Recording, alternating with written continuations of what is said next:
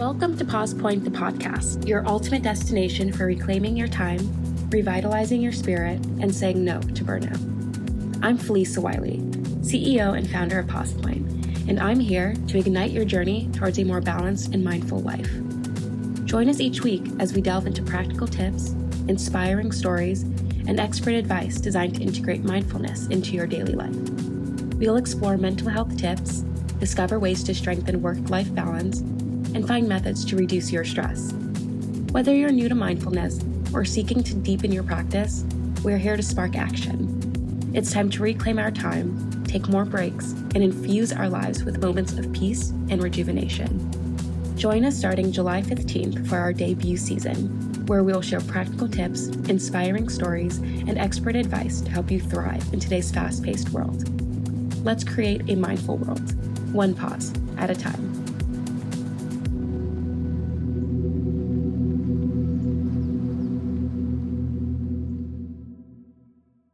Welcome to this week's episode of PausePoint, the podcast. Today, I'm absolutely delighted to welcome Natalie Valle, a multifaceted wellness expert and Nike-signed mindfulness coach. Natalie brings a wealth of expertise in various healing arts, including Soundology, Reiki, wellness coaching, and more. Today, we'll explore Natalie's personal journey from overcoming intense personal challenges to discovering the transformative power of mindfulness and yoga, which not only changed her life, but also set her on a path to help others find healing and peace. We'll dive into how she uses her diverse expertise to combat limiting beliefs and enhance mental health through meditation. Natalie, welcome to PausePoint, the podcast. We are super happy to have you here. Thank you for having me. It's such a beautiful blast from the past, full circle moment to be having this conversation with you today. Absolutely. Now, can you tell us a little bit about yourself? Yeah, sure. Geez, where do I start? I am a first-generation Latina from El Salvador. I moved to the States when I was 12. Spanish was my first language and really found my way to where I am today through a lot of trial by fire, and I wouldn't have it any other way. I today am a signed Nike Mindfulness Coach, yoga meditation teacher, and the co-founder of a nonprofit called Wanderlust for the People. And really my goal is just to serve the collective, to help people drop back into their hearts and to find the wisdom, the sense of ease and calm that is our true essence as human beings. And how I do that is through all the tools and modalities that I could list off, but I'll save the listeners some time. And yeah, just through mindfulness tools.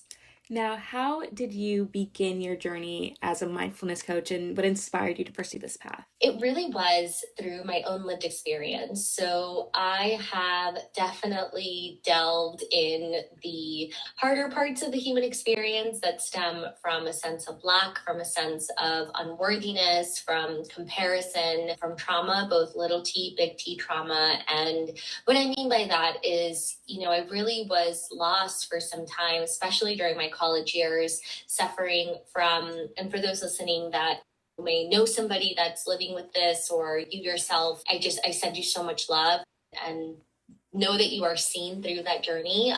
But I suffered a lot from body disorder, eating disorders, substance abuse. And I think in our society, a lot of it is normalized. The over drinking, the overusage of whether it's drugs or other substances, and I normalized it by saying it was recreational and other people were doing it and it wasn't a big deal and I totally had control. But the reality of it was I didn't. And underlying all of it was just a deep sense of sadness and a sense of unworthiness. And I just had this really broken relationship with myself and my body. And it wasn't until my very first yoga class in college that I really began to strip away all of those negative thought patterns, because through yoga, the ultimate goal of yoga at the end is to reach a state of meditation. The ultimate goal of yoga is samadhi, total union with the divine. For most, it's just a moment of calm and peace at the end of a yoga class. And that was me. And I really found myself in a place where my thoughts were quiet, my mind was still, and what was left was just this deep sense of connection and awareness. And that was my first experience of yoga, this moment of, whoa, my mind isn't tormenting me for the first time ever, and stripping that away, all that's left is a deep sense of love and compassion for myself. And so yoga really was the gateway for me to begin exploring all of these different tools that I was collecting for myself to help myself get out of this place in life that wasn't serving me, that wasn't taking me anywhere. And fast forward today, I'm proud to say I'm 4 years alcohol-free, sober. I really feel that I've healed a lot of those patterns, although healing is never an journey and it's not linear. But I really have the tools now that help me just have a more sense of fulfillment and happiness in my life that was foreign to me when I was younger. And it really stemmed from a place of just recognizing that I was not in a good place and finding the tools that were accessible and available to me based on where I was financially, economically, geographically, and realize that I really have everything I need. It's just a matter of shifting the narrative around it. Congratulations on your sobriety. That's absolutely amazing. 4 years is a huge accomplishment. Now, I know that you said that your first experience with a calm mind was through your first yoga class, but what happened before that when you were like, I need to make a change, I need to do something different, I need to go to that yoga class? What do you think sparked that interest? It's so beautiful because I'm a firm believer there are no accidents. Yoga found me. I was at a point in my college career where I needed an additional credit to graduate, and I wanted it to be an easy elective. I didn't want to work. I didn't want to think about it. So I picked an exercise elective, and lo and behold, the exercise elective was a Pilates and yoga class. So for a full semester, I went to yoga and Pilates as part of my curriculum 3 times a week. And this teacher was just an incredible teacher. And it was honestly by accident, Felicia, that I stumbled upon this. I'm so happy that you're able to stumble upon that. So you work with some clients. What are some of the most common challenges that your clients face, and how do you use your experiences and your the tools that you use to help them? I think I like to draw from my teachers, and my teachers are people that I've met and I have studied with in person, and they're people whose books I've read. When I tell people you can have many teachers and mentors, they can even be people that weren't alive while you were alive. They can be people's books that have helped you, and you've studied their works, and they have bodies of work that have helped you grow and expand. And so one of those for me is Carl Jung.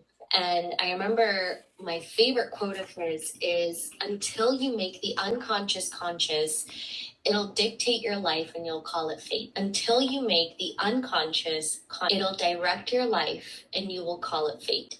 So to answer your question, for a lot of people, myself included, we have this programming that runs in the background. And I'm not getting super esoteric like the Matrix, although we can definitely go there, but I'll spare the listeners time because it's a rabbit hole. There is an unconscious programming that's running in the background that tells us who we are, our identity, what mode we operate in. It's the programming that gets us home when we're driving from work and we know the exact route. We don't even have to think about it. Our body just goes on autopilot. It's that autopilot mode.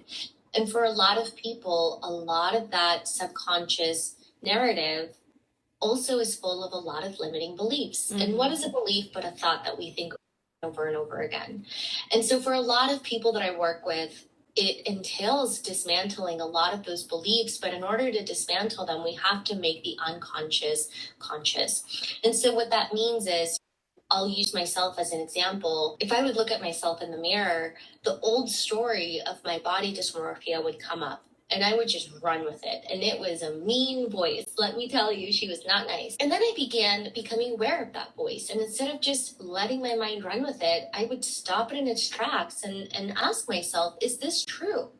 Is this really my truth? And just by becoming aware of the old story of, oh, I'm not good enough, or I'm not X, Y, and Z enough, or any limiting belief that holds you back, just becoming aware of it, then we can begin to work with it to ask ourselves, is this story serving me? And if it's not, can I choose a new story?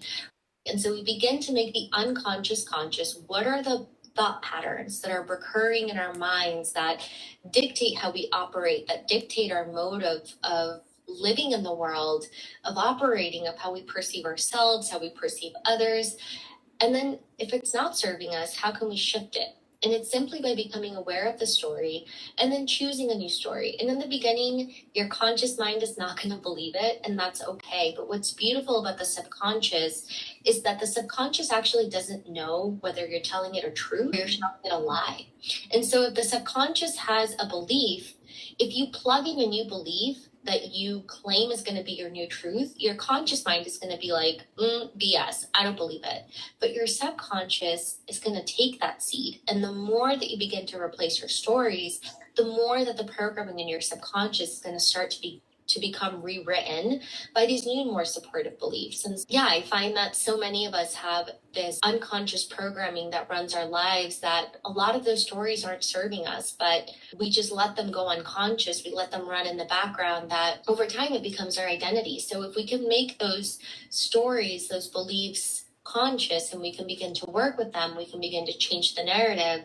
And if you change your beliefs, you change your life. So it's basically another form of life design, is identity design. And we can do whatever we want. We can be whatever we want. All it takes is a little bit more awareness of our thoughts and the ability to say, you know what, that's not serving me today. Yeah. Exactly. Now, what are some other limiting beliefs that, I don't want to say the most common limiting beliefs, but what are some limiting beliefs that just make you drive you crazy when you hear someone say it about themselves? I think it's not so much limiting beliefs that I hear. I think it's the way in which people use language in unconscious ways. And I'll tell you what I mean by that. So I said earlier how your subconscious mind doesn't know when you're telling it a truth or a lie, right? It just accepts the input and says, done, plugged in, new mode of programming. And so when people use I am statements in ways that are self-deprecating, it drives me insane, because I'm like, do you realize that you're feeding your subconscious mind these statements? So for example, when somebody goofs up or they make an error and they'll say, oh God, I'm so stupid, or I'm not good at X, Y, and Z, or those kinds of statements where people are just self-deprecating, but it's normal, right? Like you hear somebody say, oh my God, I'm so stupid. We're like, we accept that. We don't even think twice to stop them and be like, don't say that. Or we even say it and we normalize that in our languaging, but it drives me crazy, to answer your question, because it's actually, I am statements are really powerful. And if we're not conscious of the way in which we're speaking about ourselves, we're actually feeding our subconscious so much input that only reinforces the limiting beliefs that are hard to uproot in the first place. Now, what would be your favorite mindfulness exercise in terms of these limiting beliefs? Is it saying affirmations in the morning? Is it, I don't know, trying to find out, doing like a journal exercise where you look internally and you're like, oh, this is a recurring thought that I have, and like trying to mitigate that? Yeah, I think journaling is a really beautiful practice to reflect and just put what's going on in your mind on paper so that you can look at it. But then the second piece to that is I think the most powerful way to create change in the body is through emotion, because emotions set off a cascading of different chemicals being released in our bodies. And so when we feel the emotion of happiness, of joy, oxytocin, serotonin, dopamine is produced in the body. And when we get the body involved, we embody it so much more than just affirmation statements. So what I mean by that is I love journaling. And if we're looking at, okay, what are the limiting beliefs that I'm looking to work with? I figure out what they are. And then I rewrite, what belief do I want to put in place of this? If my belief is I am unworthy of success, then my new belief is I am so worthy of success that I am traveling the world with my beloved. I'm visiting my family 4 times a year. I am receiving the accolades for the hard work that I've done, whatever it might be. And once you have that new story in meditation, I like to sit and visualize myself in the future already having fulfilled or embodied this sort of new belief. And what are the results of that new belief, right? If I'm worthy of success, then I visualize myself receiving all of that success.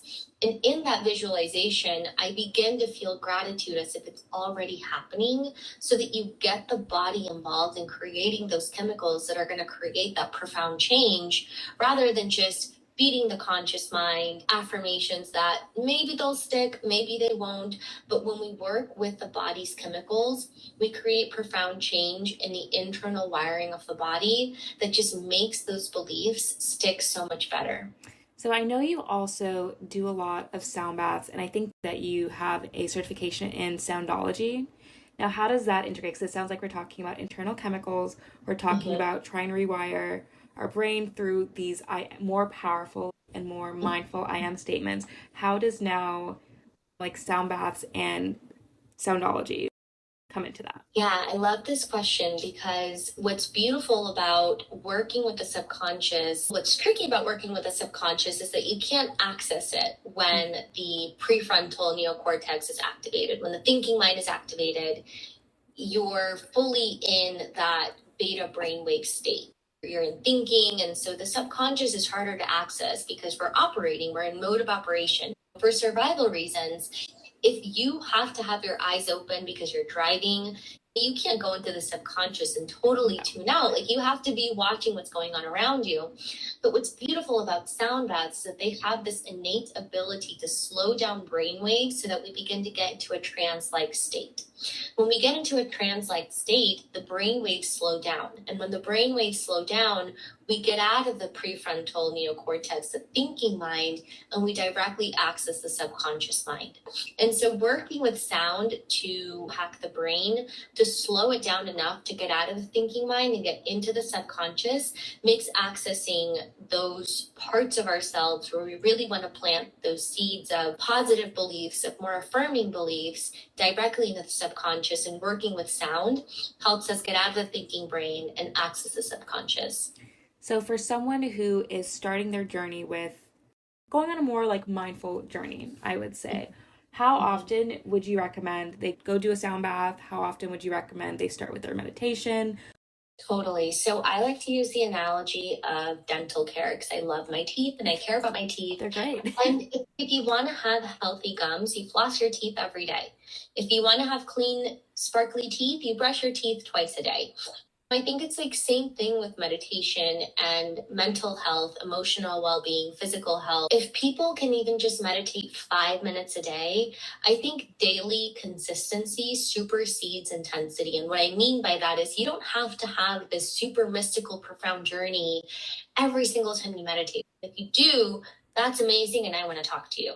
But if you don't have the time for that because scheduling doesn't permit, or it's just not in alignment with the flow of your life, even just 5 minutes of meditation every single day will create profound change in your life. So I would start there. I would say for those listening that don't have a meditation practice at all, set yourself up for success and just challenge yourself to meditate for 5 minutes a day for a week and see how you feel after. And then maybe increase it to 10 minutes. Work with what you have. To be honest, at this stage, my meditation practice, I probably meditate for about 2 hours every single day, which is split up in increments of 30 minutes here, 90 minutes here, or 30 minutes throughout the day. But again, I've been meditating for some time, and it took me a bit to get to this level of consistency. But in the beginning, start small, start with bite-sized amounts, but I would say daily practice of meditation, going inward, is super important as brushing your teeth every day. In terms of sound baths, if you could access a sound bath once a week, I think that's beautiful.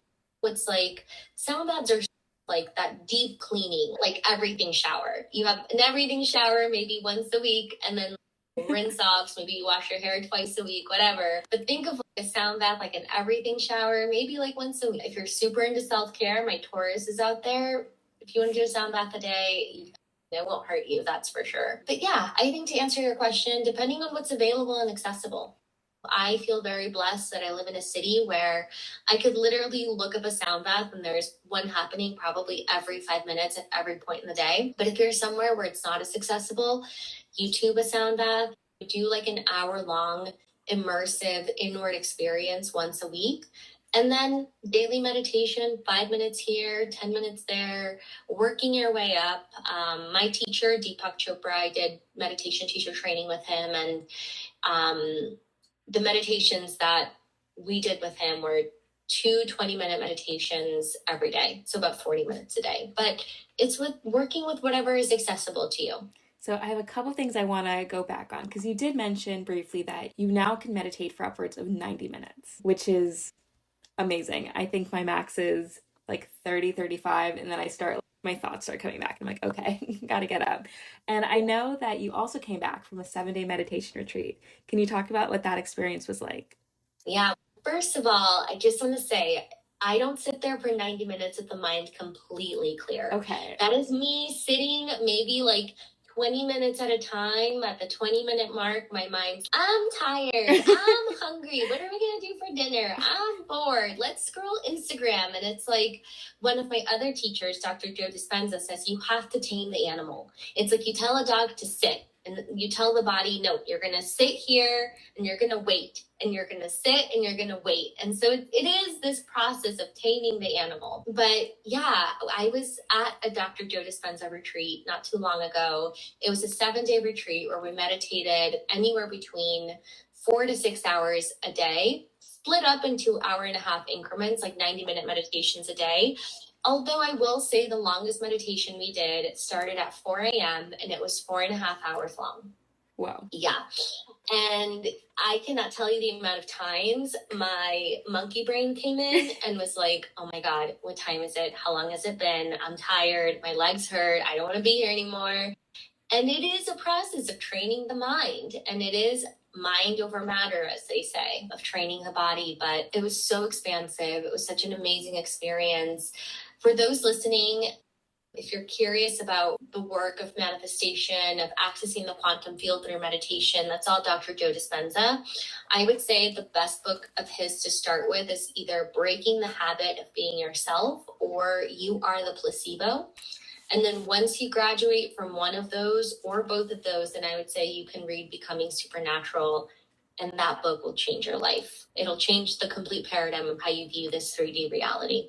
Okay, I want to dive into that. So do you think it's too much if we talk about this 3D reality here, or do you want to say that for the next time we do an interview? We can brush over it. I will preface by saying I'm not an expert. And this is still quantum physics, and speaking about the quantum is still a topic that I myself am learning about. And so somebody listening is more well-versed. Don't be mad at me if I trip, and please message me and tell me what you know. So can you tell us? I don't know anything about it. So you say this and I'm like, oh, what is this? First of all. Yeah, so there is this field of study called quantum physics, which a lot of people say it's the science of spirituality.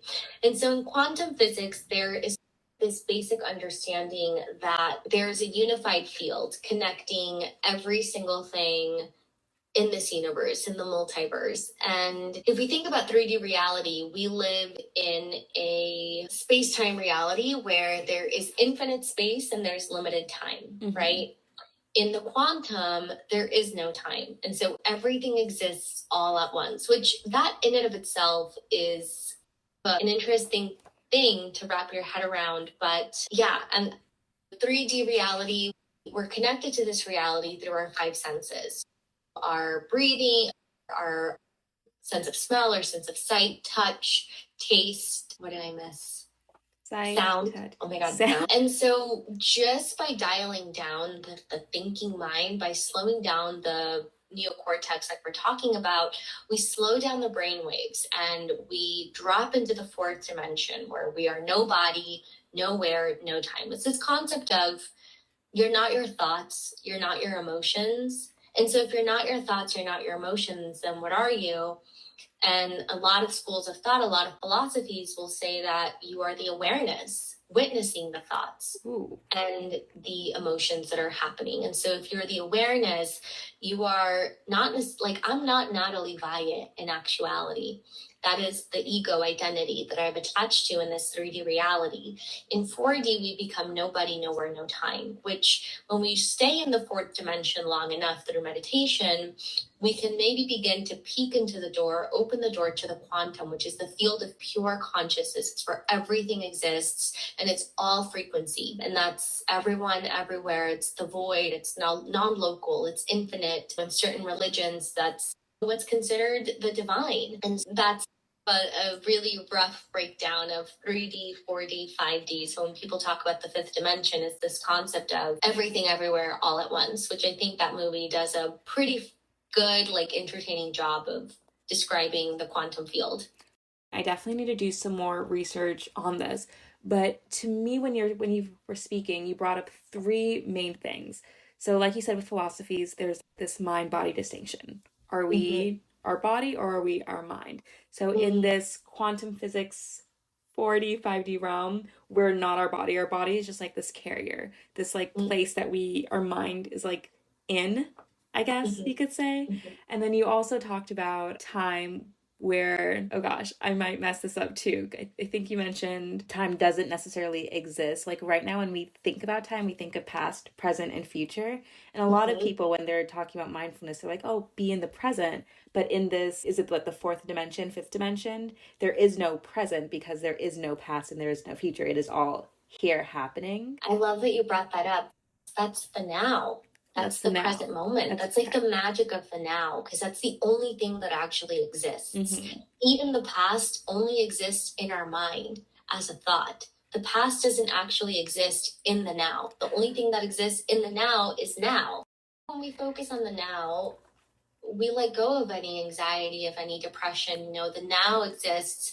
And a lot of, for example, in the Buddhist tradition, they say that a lot of suffering stems from not accepting what is. Because if we just accept what is in the now, if we just surrender to it, even though, yes, I think also it's an interesting conversation to have when we live in a place of privilege, right? When we're not living in a war zone. Yeah, the now is easy to surrender to. It's fine.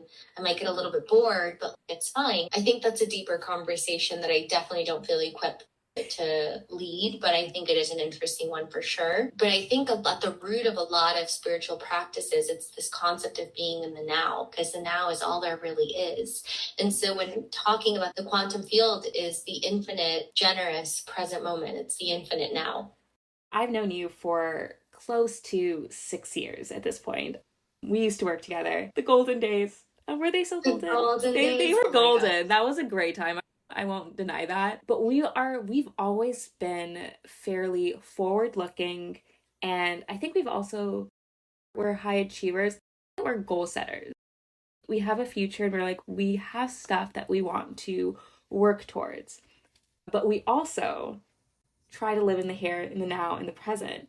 How do we, or from your perspective, because you offer a very well-rounded holistic perspective. You do Reiki, you do sound baths, you do meditation, yoga, you have far more certifications than I do in this matter.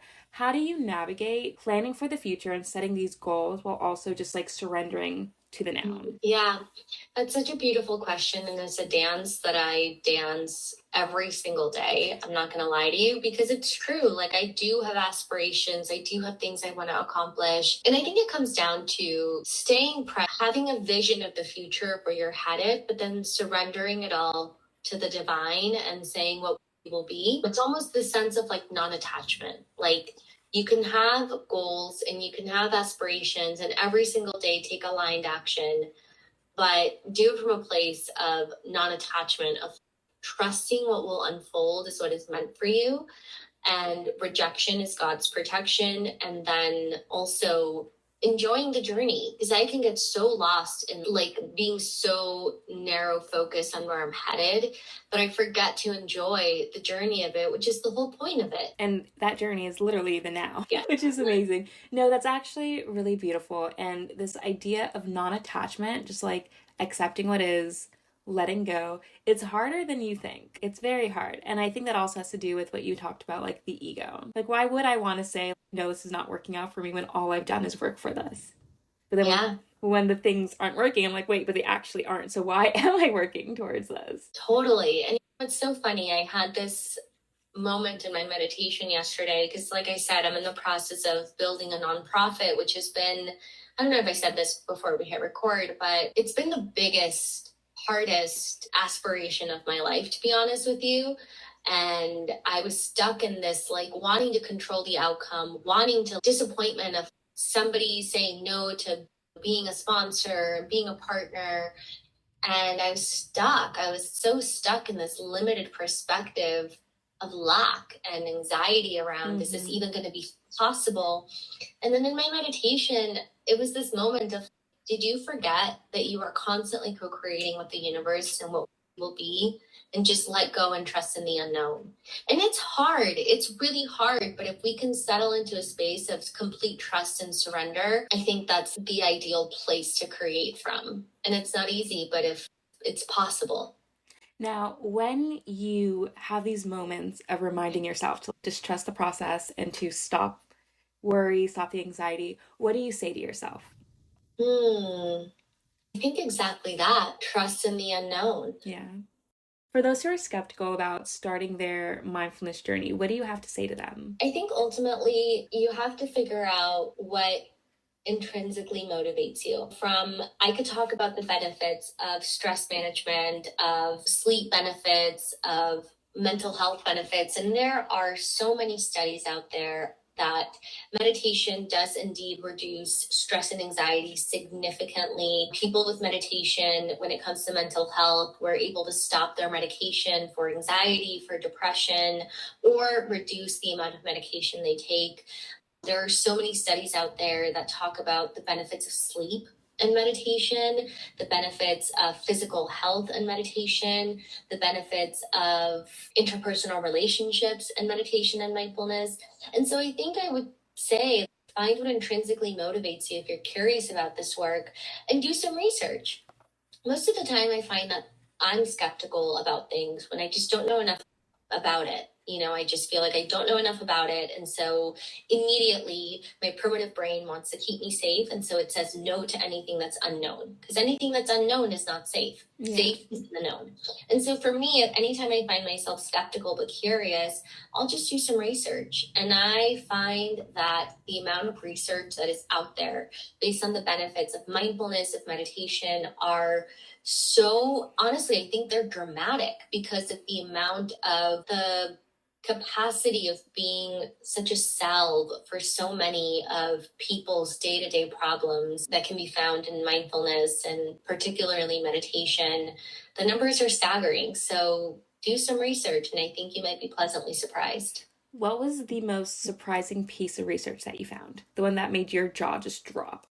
So I do sound practitioner training. So I teach teachers who are interested in guiding sound baths, guiding meditation. And so I have a whole certification around it. And I remember doing research for this and just being so amazed with the benefits of meditation. And so when we talk about mental health and meditation, there was an article that came out by the Aisha Foundation, ISHA, that wrote that amongst meditators who had been suffering depression, 7% reported improvement, 25% reduced their medication, and 50% were able to stop their medication altogether. 87% reported improvement, and 50% were able to stop their medication. And the numbers are pretty similar for anxiety.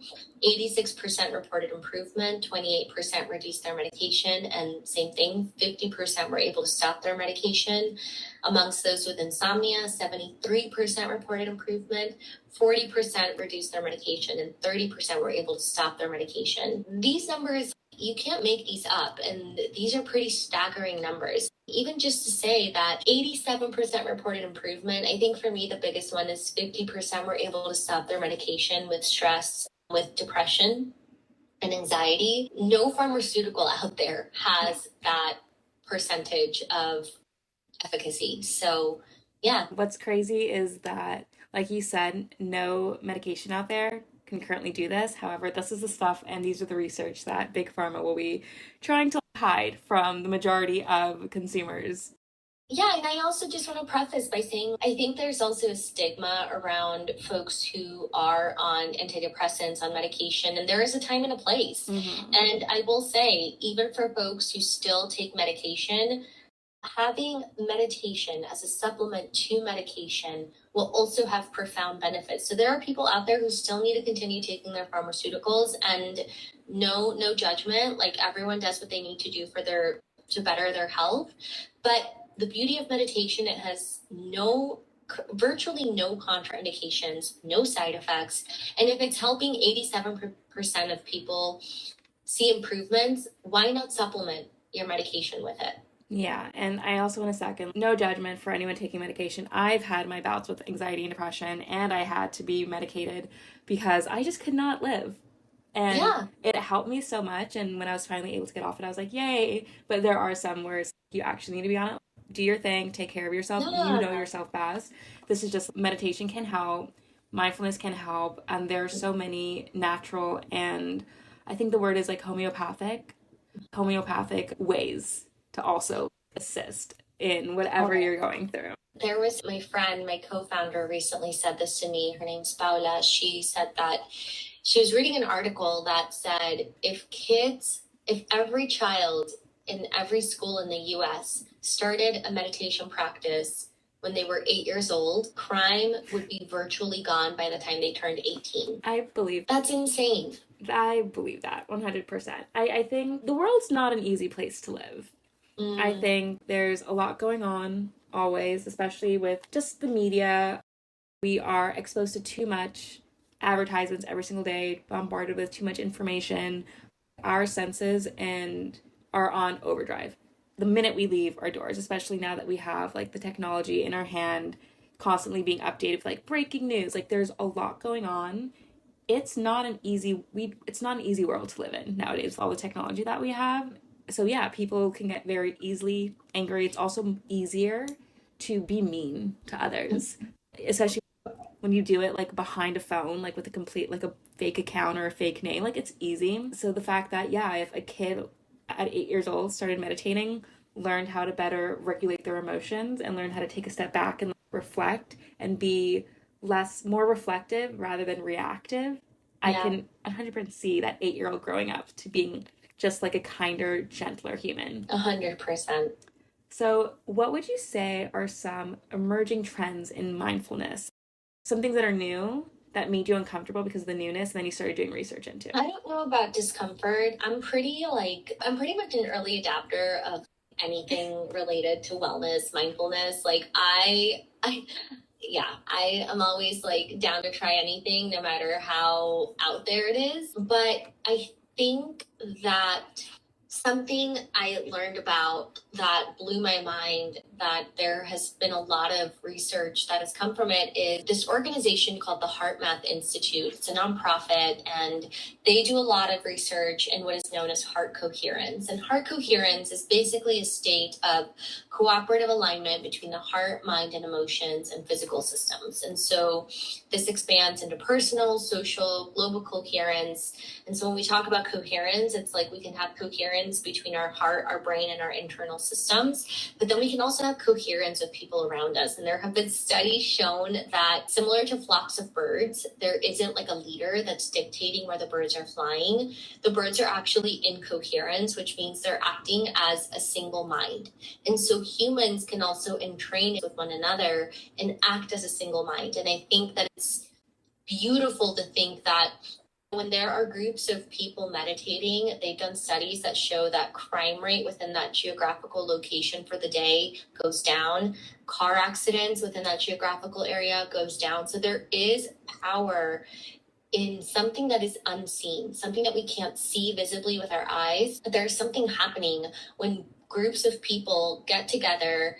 They sync up their hearts, they sync up their minds, and they create this electromagnetic field of coherence around them that has profound impacts on not just the individual, but the group, but also people around them. So I think the technology around coherence is super interesting. Heart Math Institute is an amazing resource if anyone's curious about that. But I think that's something that when I learned about it, I just got I geeked out over it because it's just so fascinating to me.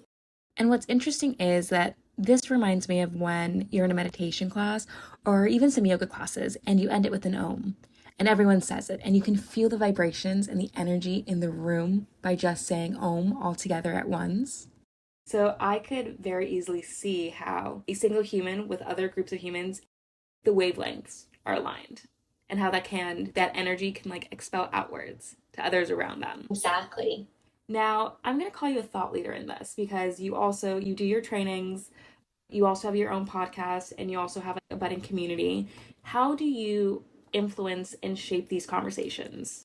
The big thing for me that I think in the beginning I wasn't so focused on, in the beginning I was so gung-ho around the mystical and the metaphysical, which I still am, but I realized very quickly that I can't meet everybody there. I can't go into talking about the 5D, the quantum field right away, because most of my community, especially as it continues to grow, everyone's at different levels of understanding of their own journeys of insight. And so I've really learned to craft my conversations, and particularly for my style. I have many people that I follow, that I'm friends with, that they know that their audience and who they're talking to is in the fifth dimension with the Lemurians, and that's great. Who are the Lemurians? Most people listening are like, what did you just say? And so to that, I would say exactly. So for me, I have found that I like meeting people where they're at. And so that means that the conversations that I craft tend to be pretty educational from a standpoint of inclusivity and accessibility and equity. I think that's really important. And that's a big goal with wellness for the people too. I think inclusivity, accessibility, and equity is something that has been left out of the wellness conversations in the world of, and not to bash any of these, because I think everybody just has different audiences, from the worlds of Goop or those kinds of super high-end wellness brands, wellness influencers, wellness thought leaders. And that's all fine and dandy. I have nothing against them. What I'm more concerned with is, okay, what about the people that are left out of that conversation? And how can I serve them? Because when we talk about creating lasting change, it's not a luxury anymore. Because the thing is, if everybody knows how to self-regulate their emotions, if everybody knows how to live in the present moment so that they don't deal with as much anxiety, suffering, depression, we literally create collective change in the planet. And you can't tell me otherwise. I've always wanted world peace. I still want world peace. And yeah, I don't know if I'm necessarily answering your question, but for me, I think what's most important when leading these conversations is making sure that they're digestible, they're inclusive, also trauma informed. I think everybody has a different lived experience that they're approaching this work with. And for me, they say that you can't be everybody's cup of tea, but I'm a Libra and I'm going to try. You can't tell me otherwise. And so there might be people out there that don't jive with me, and hopefully I'll never meet them, because otherwise my feelings will be hurt. I'm just kidding. I do think creating this place that feels safe and accessible is what's really important to me. And I feel like I have this innate ability to be super adaptable and being able to read the room to understand, what does this person need? What does this group of people need to hear that will meet them where they're at?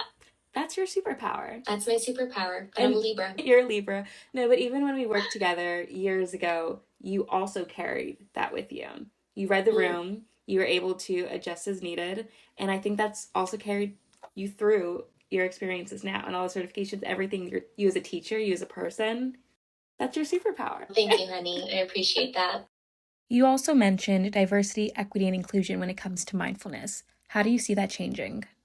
I think that I see it changing through organizations like Wellness for the People. I see it changing through, just more people feeling empowered to know that they have a seat at the table in this conversation from both a participant standpoint, but also a facilitator standpoint. I think when we see people that look like us, that have similar cultural backgrounds, lived experience as us, doing things from a leadership perspective, we feel like we can also do that. We also have a seat at the table.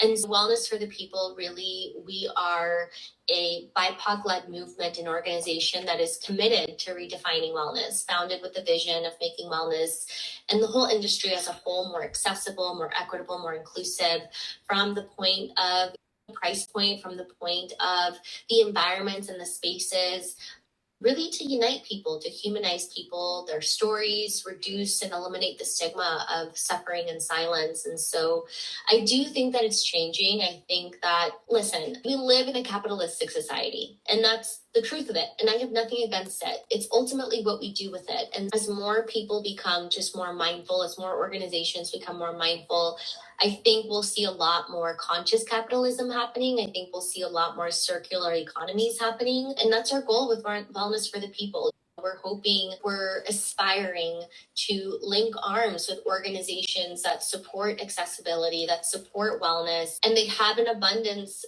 of financial resources that we can circulate around to create more accessibility to these practices.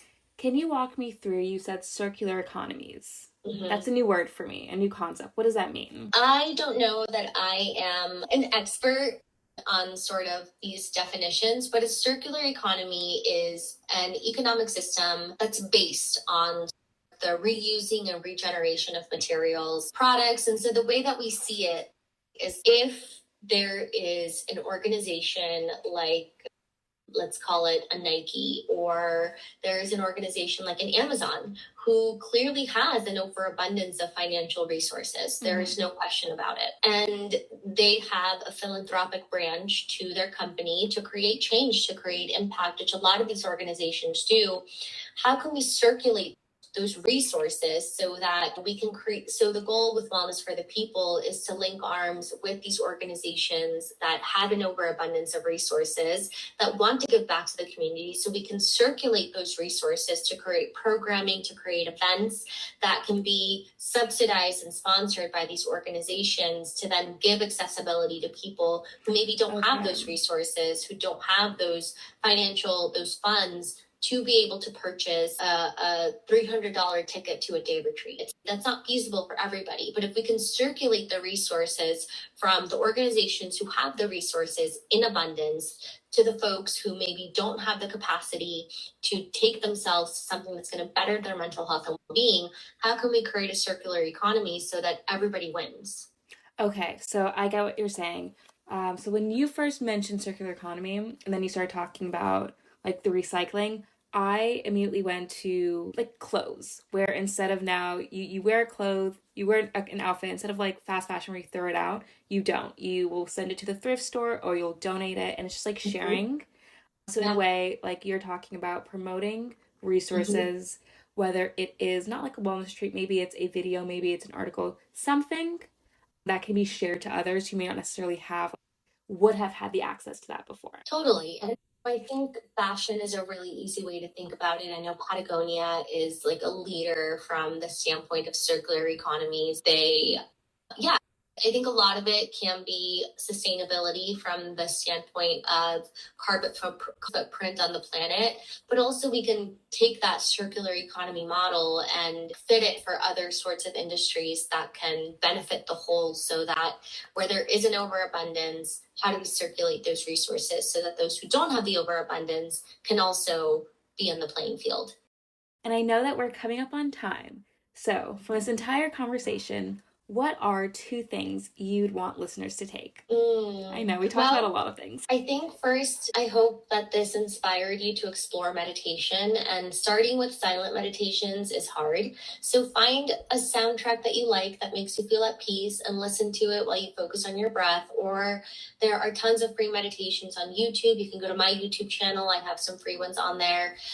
Find a guided one, but incorporate meditation into your week, into your day, if feasible.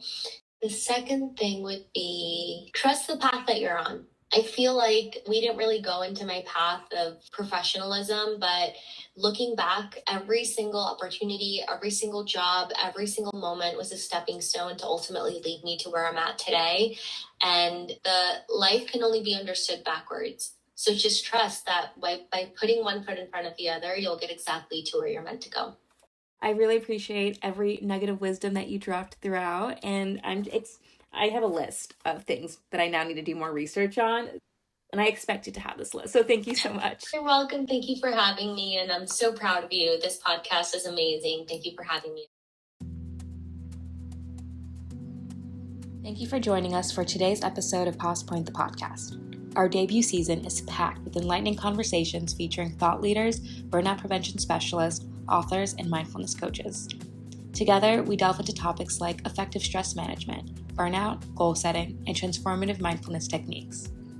PausePoint is dedicated to enhancing well-being by seamlessly integrating mindfulness into your daily routine. Our innovative tool syncs with your calendar to identify optimal times for mindfulness breaks, making mindfulness an integrated part of your day without disrupting your schedule. Your journey to a more balanced life starts here. Thank you for listening, and don't forget to visit pausepoint.io to begin your mindfulness journey today.